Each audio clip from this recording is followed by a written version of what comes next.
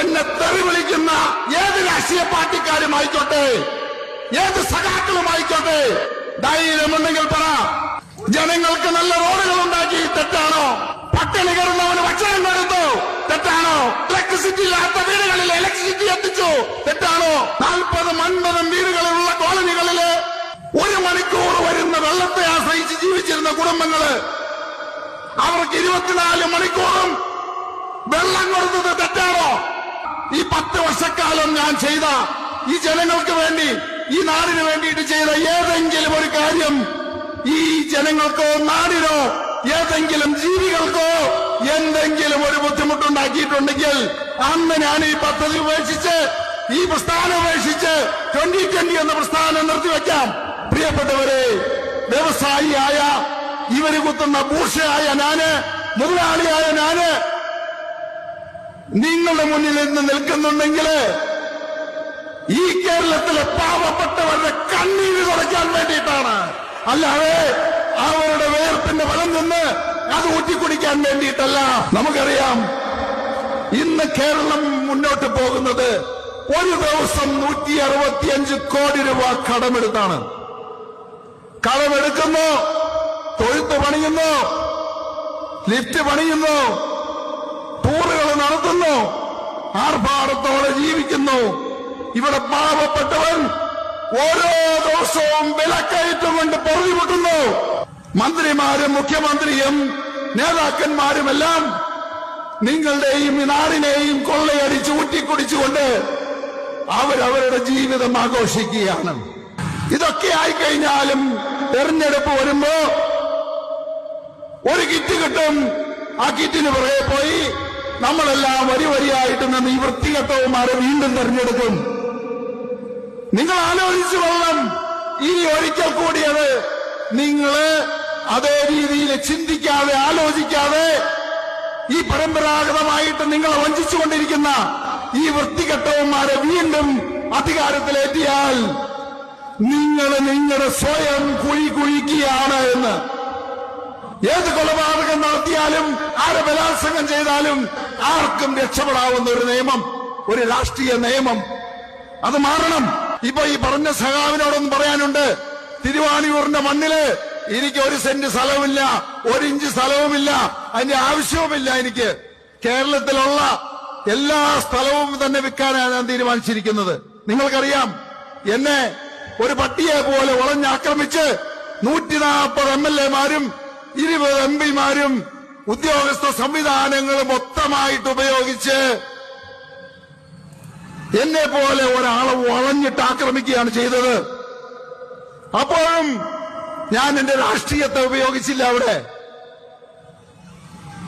എന്റെ കൂടെ നിൽക്കുന്ന ആളുകള് ചാവേറുകളാകാൻ തയ്യാറായിരുന്നു. ഞാൻ പറഞ്ഞു, നിങ്ങൾ ആരും വേണ്ട, ഇത് എന്റെ വ്യക്തിപരമായ പ്രശ്നമാണ്. ഞാൻ ഒറ്റയ്ക്ക് നിന്ന് പോരാടി, ഒറ്റയ്ക്ക് നിന്ന് യുദ്ധം ചെയ്തു. 140 MLA-മാരോട്, 20 MP-മാരോട്, ഈ പറയുന്ന എല്ലാ സംവിധാനങ്ങളോടും യുദ്ധം ചെയ്തു. അവരെ ഛായിച്ച വരപ്പിച്ച് ഇന്ന് 10 കോടിയും 20 കോടിയും തിരിച്ച് കോമ്പൻസേഷൻ ചോദിച്ച് കോടതികളിൽ കേസ് ഫയൽ ചെയ്തിരിക്കാൻ. കഴിഞ്ഞ തവണ നമ്മുടെ അസംബ്ലി തെരഞ്ഞെടുപ്പുമായിട്ട് ബന്ധപ്പെട്ട് എല്ലാവരും പറഞ്ഞു, അത്യാഗ്രഹം കൊണ്ടാണ് ഞാൻ 8 മണ്ഡലങ്ങളിൽ പോയി മത്സരിച്ചതെന്ന്. എനിക്ക് മത്സരിക്കണമെന്നേ മനസ്സുണ്ടായിരുന്നില്ല. പക്ഷേ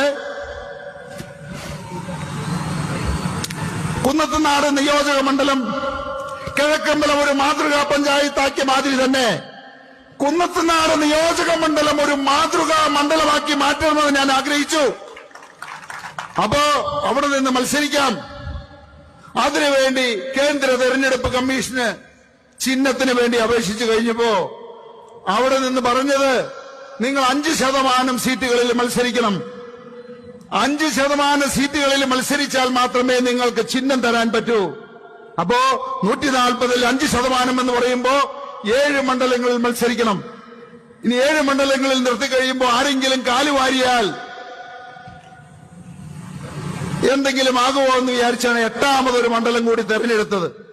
അങ്ങനെ 8 മണ്ഡലത്തിൽ മത്സരിച്ചു. മെയ് 2-ാം തീയതി അതിന്റെ റിസൾട്ട് വന്നു.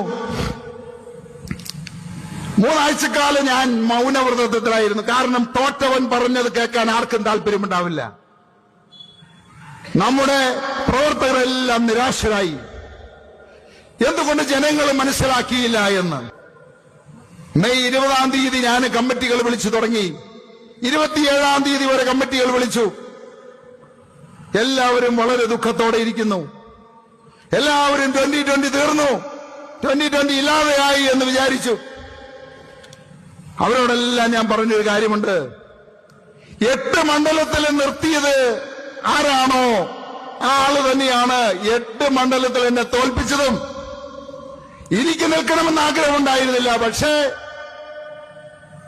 8 മണ്ഡലത്തിൽ നിൽക്കണമെന്ന് ആഗ്രഹിച്ച ആള് തന്നെ 8 മണ്ഡലത്തിൽ തോൽപ്പിച്ച് എങ്കിൽ അതിന്റെ ഉള്ളിൽ ആ ശക്തിക്കൊരു ഉദ്ദേശമുണ്ടാകും. ആരും അന്നത് വിശ്വസിച്ചില്ല. ഇപ്പൊ നിങ്ങൾ അതിന് ഉത്തരം എന്താണ് ചോദിച്ചാൽ എനിക്ക് ഉത്തരം തരാനുമില്ല. നിങ്ങൾ 2 മാസം വെയിറ്റ് ചെയ്യൂ. എന്തുകൊണ്ടാണ് നമ്മളെ തോൽപ്പിച്ചത് എന്ന ഉത്തരം നിങ്ങൾക്ക് കിട്ടും.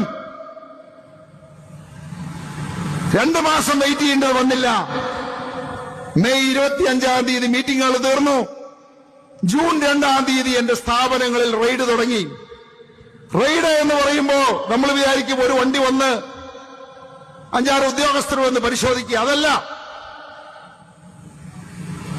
15ഉം 20ഉം വാഹനങ്ങളില് കള്ളന്മാരെയും കൊള്ളക്കാരെയും ഗുണ്ടകളെയും ഭീകരപ്രവർത്തകരെയും പിടിക്കാൻ വരുന്ന രീതിയിൽ കമ്പനിയുടെ എല്ലാ ഗേറ്റുകളിൽ കൂടിയും ഉദ്യോഗസ്ഥർ കയറുന്നു.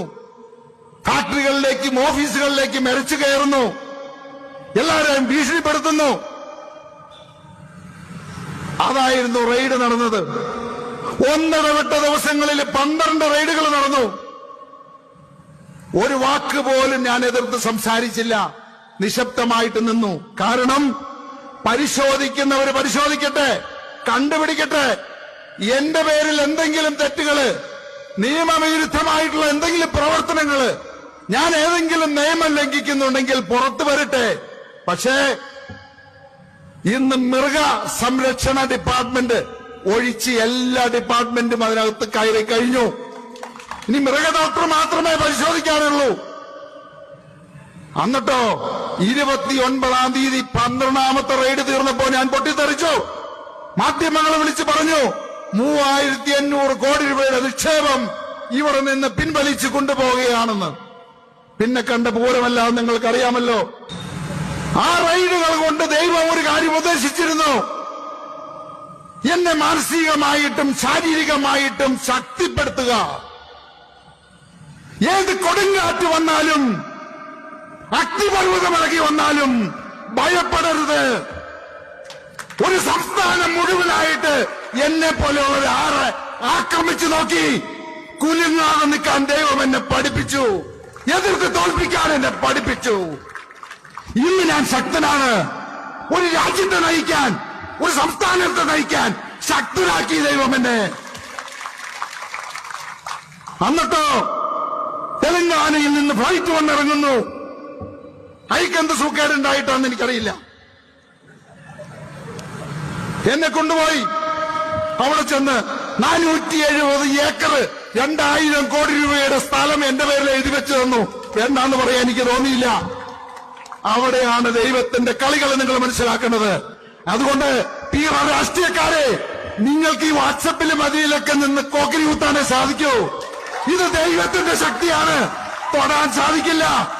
അടിമകളായിട്ടുള്ള ജീവിക്കേണ്ടത്. ഈ അടിമ ചങ്ങല പൊട്ടിച്ചെറിഞ്ഞ് നിങ്ങളെയും എന്നെയും ചൂഷണം ചെയ്യുന്ന, ഈ രാജ്യത്തെ കൊള്ളയടിക്കുന്ന, നിങ്ങളുടെയൊക്കെ രക്തം കൂട്ടി കുടിക്കുന്ന, നിങ്ങളുടെയൊക്കെ അധ്വാനത്തിന് പണം നിന്ന് ജീവിക്കുന്ന വൃത്തികെട്ട രാജ്യക്കാരെ അടിച്ച് ചാട്ടവാറ കൊണ്ട് പുറത്തെടുക്കണം. ഗതികോടുകൊണ്ട് ഈ നാട് വിട്ടുപോയ നമ്മുടെ കുട്ടികളെ തിരിച്ച് നമുക്ക് ഈ മണ്ണിൽ കൊണ്ടുവരണം. 2015 കിഴക്കമ്പലം പഞ്ചായത്ത് ഞാൻ ഏറ്റെടുക്കുമ്പോ 39 ലക്ഷം രൂപ കടമാക്കി വെച്ചിട്ടാണ് അവർ ഇറങ്ങിപ്പോയത്. വൃത്തികെട്ടവന്മാര് 5 വർഷം ഭരണം നടത്തി 13,57,00,000 രൂപ ബാങ്കിൽ ഡെപ്പോസിറ്റ് ഇട്ടിട്ടാണ് ഞാൻ ഇറങ്ങിയത്. 165 കോടി രൂപ കടമെടുത്ത് നടത്തുന്ന നാണമില്ലാത്ത മന്ത്രിസഭയും മുഖ്യമന്ത്രിമാരും എനിക്കൊന്ന് പറയാനുണ്ട്. ആണുങ്ങളെ ഏൽപ്പിക്ക്. 10 വർഷം കൊണ്ട് ഇതുപോലെ ഡെപ്പോസിറ്റ് ഇട്ട് ഞാൻ തരാം. കേരള സർക്കാരിന്റെ പേരില് ബാങ്കില് ഡെപ്പോസിറ്റ് ഇടും. കടമെടുത്ത് ഞാന് കച്ചവടം നടത്തില്ല. 1 മണിക്കൂർ അധികാരത്തിൽ കയറി 1 മണിക്കൂറിനകം കുറ്റവാളികളൊക്കെ ഓടി അകത്ത് കയറും. ഒരുത്തിനും ഇവിടെ പുറത്തിറങ്ങില്ല. ഒരുത്തിനും ഇവിടെ മയക്കുമരുന്ന് വെക്കില്ല. ഒരുത്തിനും ഒരാളുടെ കുടുംബത്തിൽ കയറില്ല. നിങ്ങൾ എന്റെ പിന്നിലുണ്ടെങ്കിൽ ഞാൻ നിങ്ങളുടെ മുന്നിലുണ്ടാകും. ഈ രാഷ്ട്രീയക്കാരെയും വൃത്തികെട്ടവന്മാരെയും നിങ്ങളുടെ കണക്കെടുക്കാനും ഫോട്ടോ എടുക്കാനും ഗേറ്റിൽ നിൽക്കുന്ന വൃത്തികെട്ടവന്മാരോടാണ് ഞാൻ പറയുന്നത്. അപ്പോ ധൈര്യമായിട്ട് അവരുടെ മുഖം മൂടാതെ ഇളിച്ചുകൊണ്ട് ചിരിച്ചുകൊണ്ട് പോടാ എന്ന് പറഞ്ഞുകൊണ്ട് നിങ്ങളെന്നുള്ള തന്റെ ഇടം കാണിക്കണം. ഞാൻ നിങ്ങളുടെ മുന്നിലുണ്ടാവും. ഒരു രോമം പോലും ആരും നിങ്ങളുടെയും പറക്കില്ല. കുന്നത്തുനാടിനെ പറ്റിയ ഏറ്റവും വലിയൊരു അബദ്ധമാണ് നിങ്ങൾ ചെയ്തത്. നമ്മൾ പണ്ട് പറയും, നമ്മള് ഈ ആളുകളെ ശരിക്കും മനസ്സിലാക്കി വോട്ട് ചെയ്തില്ലെങ്കിൽ ഒരു പാർട്ടിയിലെ ആളെ ജയിപ്പിച്ചു എന്നതിനേക്കാൾ ഉപരി നിങ്ങള് വേലിക്ക് കിടക്കുന്ന പാമ്പിനെ എടുത്ത് കഴുത്തേലിട്ടു അല്ലെങ്കിൽ വീട്ടിൽ വെച്ചു എന്നുള്ളതാണ് ഇപ്പൊ നടന്നിരിക്കുന്നത്. പുള്ളിക്കൊരു പ്രശ്നം എന്താന്ന് വെച്ച് കഴിഞ്ഞാല് പുള്ളി വിളിച്ച ആളുകൾ വരാറില്ല. അപ്പൊ ആളുകളുള്ള എവിടെ കണ്ടു കഴിഞ്ഞാലും പുള്ളി കയറി വരും. ഇപ്പൊ ഇതിലെ പോയില്ലേ, ഈ പോയിരുന്ന ഇന്നോടും കയറി വന്നേനെ. നിങ്ങൾ പുള്ളിക്ക് 2-3 സംഗതികൾ എവിടെ ആളുകളുണ്ടോ അവിടെയൊക്കെ കയറി ഉദ്ഘാടനം ചെയ്യണം. അതുകൊണ്ട് കല്യാണം വിളിക്കുമ്പോൾ സൂക്ഷിക്കണം, പുള്ളി അവിടെയും കയറി ഉദ്ഘാടനം ചെയ്ത് കളയും. അപ്പോ അതുകൊണ്ട് നിങ്ങള് അത് പ്രത്യേകം ശ്രദ്ധിക്കണം. മറ്റേത് പരിപാടിയായാലും കുഴപ്പമില്ല. പ്രത്യേകിച്ച് മുടി നീണ്ട ആളുകളാണെങ്കിൽ ആസ്വാസിൽ പുള്ളി കയറിയിരിക്കും. അപ്പൊ അതുകൊണ്ട് ഇങ്ങനെയുള്ള കാര്യങ്ങൾ നമുക്ക് ഇവിടെ പറയാൻ പാടില്ല. എന്നാൽ തന്നെയും ചോദിച്ച സ്ഥിതിക്ക് ഞാൻ പറയുകയാണ്. സ്കൂളിന്റെ കാര്യത്തില് നമുക്കറിയാം 4,65,00,000 രൂപ മുടക്കി നമ്മളുണ്ടാക്കിയ ഒരു സ്കൂളാണ്. നിങ്ങളൊക്കെ ഒന്ന് കാണണം. ഇന്ത്യയിലല്ല, വിദേശത്ത് പോലും അതുപോലെ ഒരു സ്കൂൾ ഉണ്ടാവില്ല. അത്രയ്ക്ക് മനോഹരമായിട്ടുള്ള ഒരു സ്കൂളാണ് ഉണ്ടാക്കിയിരിക്കുന്നത്. 5 പൈസയുടെ മുടക്ക് മാർക്കില്ല. എന്നിട്ട് ആ ഇതിൽ കയറി മന്ത്രിയും MLA-യും സഖാക്കളും ഒക്കെ ആയിട്ട് കയറി എന്നിട്ട് ഉദ്ഘാടനം വെച്ച് പേരെഴുതി ഒട്ടിക്കാന്ന് പറഞ്ഞു കഴിഞ്ഞാൽ ഇവന്മാർക്ക് നാണം എന്ന് പറഞ്ഞത് ഏതെങ്കിലും അയൽവക്കത്തെ കൂടെ പോയിട്ടുണ്ട്.